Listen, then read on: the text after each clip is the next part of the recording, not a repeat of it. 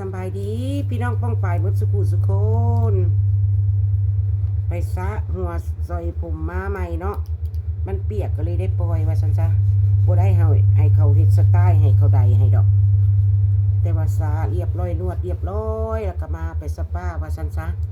อันน่ะมีแนวมาโอ้มาลมเบิดสุขุสุคนเนาะเป็นแนวใดพากันอยู่ดีมีแฮงบ่อยู่ทางบนข่อยอยู่นี่ก็อากาศดีฮ้อนลมพัดวีได้ฮ้อนอยู่แต่ว่าลมพัดวีเนาะ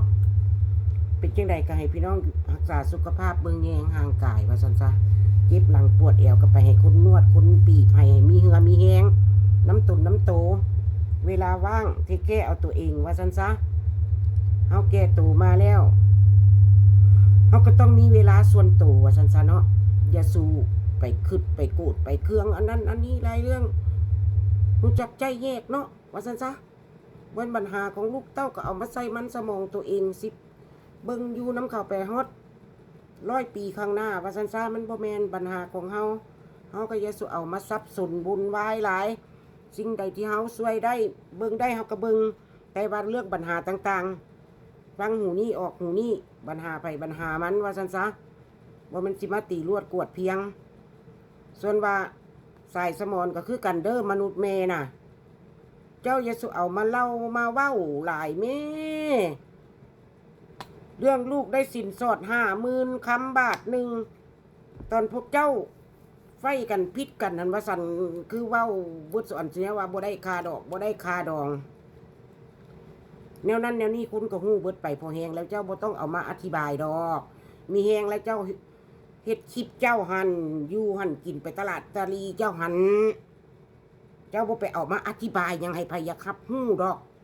คนมักซี่แจงอธิบายหันใหม่ก็บ่อยากให้คนเข้าใจตัวเองพูดให้มันบ่แม่นบ่ต้องตัวสิ่งใดที่ตัวมันบ่ดีว่าซั่นซะอีเดอโลชั่นแนวนี้ดีพี่น้องทั้งหอมทั้งดีเนาะมันเป็นเฟเวอร์ของโคนัทว่าซั่นซะทาแล้วก็เฮ็ดให้เนื้อหนังเฮาเข่งตึงนวดน้ำตีนน้ำมือเขาก็ได้เนาะพี่น้องแต่ว่ามันก็ยังมีกลิ่นหอมลูเส้นเนี่ยเขานวดให้ค่อยอยู่ติดอยู่หลังจากนวดมาเรียบร้อยแล้วก็ไปซาหัวซาผมเนาะมาแล้วก็มาหาซิมาฮอดบ้านถ้าลูเส้นเจ้าของใส่ตื่นฮะนะโมเมนต์เจ้าซิมาอธิบายย่านแต่เขาบ่เข้าใจได้คาดองท่อนั้นได้คาดองท่อนี้จุดนักขนาดให้พอบ้านตาเสงนะมีหนังสือย่างยืนแล้วว่า2 คนนี้โบเมนผัวงัวเมียควายเขาเอากันแล้วในน้ำถูกต้องตามฮิตของประเพณีแต่ว่าเรื่องทั้งแบบถูกต้องแท้ๆเป็นตามกฎหมายแท้ๆบ่ทันได้มีเกี่ยวกับว่าเล่นหนังเสียนหนังสือถูกต้องตามกฎหมายมันต้องจากขั้นสถานทูตพุ่นจากขั้นเทิงพุ่นแต่ว่ากวนบ้านตาแสงฮับหู้นี่มันก็เป็นฮิตของประเพณีแนวหนึ่งที่ว่าให้กวนบ้านตาแสงฮับหู้ว่าเฮาบ่แม่นคนไปในน้ำแบบสู้แฟนซื่อๆเป็นลูกเป็นผัวแล้วคันบ้านเฮาก็ผูกแขนน้อยหั่นน่ะในน้ำฮิตของประเพณีถูกต้องตามคนบ้านตาแสงเฮาหั่นแต่ว่าเรื่องหลักการมันแท้ก็ต้องมีหนังสือผัวเมียคันอยากให้ถูกต้องตามกฎเกณฑ์มันแท้น่ะถึงฟังไทยฟังลาวแต่ว่าตามฮิตของประเพณีเห็นไปว่าถูกต้องแล้วก็ต้องให้คนบ้านตาแสงกันสินซื้อหับหูว่าคนผู้นี้เป็นลูกเขยเวลาไปก็ได้ไปนอนไปพักผ่อนเนาะก็บ่มีกฎหมายอย่างสิมาไล่เฮาโจมตีเฮาออกหนีธรรมดาแท้กฎหมายของประเทศลาวหั่นโอ้ยคันเจ้าบ่ให้คนบ้านตาแสงหับหูบ่น่ะแต่ฮิตแต่ของซื่อๆบ่ให้เขาหับหูไม่อย่างนั้นก็ผิดกฎหมายกฎระเบียบเด้เอาคนไทยหรือคนต่างประเทศเขาไปนอนโรงแรมพุ่น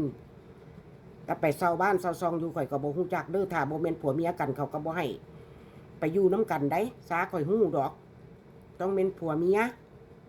หรือว่าให้คนบ้านตาแสงรับฮู้หั่นน่ะแล้วบ่ต้องมาอธิบายหยังดอกมันเฮาตัวเฮาเฒ่าแล้วเฮาไปตัวบ่ได้ดอกเฮ็ดหยังเฮ็ดความจริงบ่ต้องตัวเว้าหยังเว้าความจริงจังว่าอันเป็นตาเว้าจังเว้าอันบ่เป็นตาเว้าบ่ต้องเว้าขาดความเชื่อถือจะสิมาอธิบายได้ค่าดอง50,000 60,000ก็ดีว่าเขาจ่ายเงินเจ้าแล้วเขาเอาคืนนั่นฮักคืนนั่นเจ้าก็ยังเอาเว้าคายหน้ากันออกคือกระทึกคือโคมอยู่ เจ้าก็ยังสิมาเว้ามาว่าอยู่บ่เป็นแนวอันบ่เป็นตะเว้าบ่ต้องเว้านะอันบ่เป็นตะว่าบ่ต้องว่าสายสมอนเอ้ยเท่าแล้วลูกอยากตัวลูกอยากเล่นซอยเขาเล่นแต่ว่าเจ้ามาเล่นซอยบ่ได้ได้เฮาแก้ตัวละให้เฮ็ดเว้าอย่างออกให้มีความเชื่อถือก็แบบอีนางจอยคือกันอีจอยหั่นน่ะมันเข้ามาเดินบ้านเจ้าก็ถ่ายกล้องเอาเขาไล่เขามีจวดๆน่ะมันเหมาะสมบ่ล่ะน่ะเขามีคนช่วยเหลือเกลือปูนเขามันก็ดีตัว เขาได้มาแล้วเขาอยากเฮ็ดแนวใดก็เรื่องของเขาเขาเคยช่วยเหลือเขาเคยเบิ่งแยงเขาเคยทุกข์เคยยากมามีคนช่วยเหลือเขาก็ยังดีใจตัวน้ำในมีอาจมีหยังเจ้าก็ต้องเอาความดีใจหันไปเจ้าบ่ต้องเอาความแบบคณะออกมาเว้ามาว่าให้เขาแนวนั้นแนวนี้น่ะคนอื่นช่วยเหลือล่ะน่ะคณะยังมาเว้ามาว่าอยู่หั่นน่ะบ่เลิกบ่แล้วอยู่หั่นน่ะเขาก็ว่าเฮาอิจฉาเข้าใจบ่คณะบ่อิจฉาแล้วเฮาบ่ต้องเว้าเจ้าบ่ช่วยเหลือเขาเจ้าบ่เบิ่งแยงเขาแล้วก็แล้วเขามาหาหยังเขาก็สิมีแนวอยากได้เห็นตัวก็สิแม่นมันอยากได้แนวใดแนวหนึงตัวในเฮือนเจ้าบ้านเจ้ามันจังมาเนาะก็ฮู้ดีอยู่ไผก็ฮู้ดีอยู่ว่ามันต้องการหยังมันจังมาเจ้าบ่ต้องเอามาเว้าดอกมาแนะนำดอกว่าลูกเคยได้ค่าดองเท่านั้นเท่านี้คนฮู้ผ่านมาแล้วเขาเบิ่งคลิปเขาก็ฮู้จักแล้วยังสิมาอธิบายอย่างเรื่องค่าดอกค่าดองมีแฮงรบกวนบ้านตาเสงหั่นยั่งยืนว่ามีหนังสือไผสิเคยเป็นกวนบ้านตาแสงผ่านมากะยาเขาก็ต้องมีหนังสือกุ๊กเงาไว้อยู่ว่าคนผู้นี้เด้อได้เอากับคนไทยผู้นี้ซื้อนี่แล้วเขาจังบ่มีเรื่องเขาจับเข้าคุกมายากได้มีเรื่องมีความในประเทศลาวหรือว่าในประเทศไทยมันก็ยากได้คันเกี่ยวกับกฎหมายนะค่อยก็ได้ยินเจ้าเว้าหันมันบ่เหมาะสมมันตัวตอนพิษกันไฟกันหันก็ว่าบ่ได้ค่าดอกค่าดองน้ำลูก